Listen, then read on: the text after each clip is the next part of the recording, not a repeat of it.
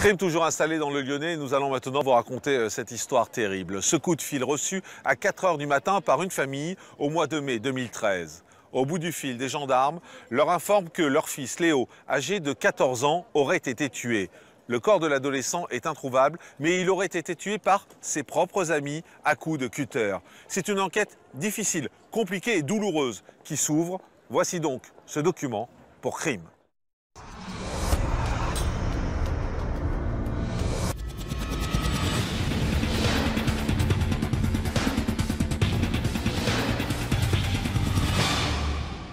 C'est quelqu'un qui a vécu, selon moi, un peu au fil de l'eau. C'est-à-dire qu'il a tenté des choses, il a tenté d'habiter seul, il a tenté d'avoir une relation conjugale avec des filles. Puis à chaque fois, il y a une tentative et finalement un échec. Les gamins qui étaient présents n'ont rien vu, ne se sont doutés de rien.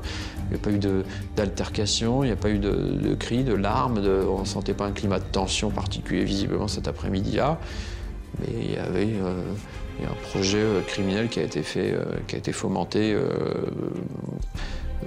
dans une chambre avant de partir, dans quelques apartés qui ont eu lieu dans l'après-midi, mais personne ne s'est rendu compte de rien.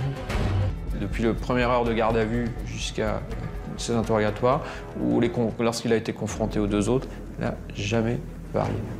Toujours dit la même chose. Merci d'avoir suivi ce numéro de Crime qui était installé ce soir dans le Lyonnais, place Bellecour. Restez avec nous sur Énergie 12. Tout de suite, un nouveau numéro de Crime.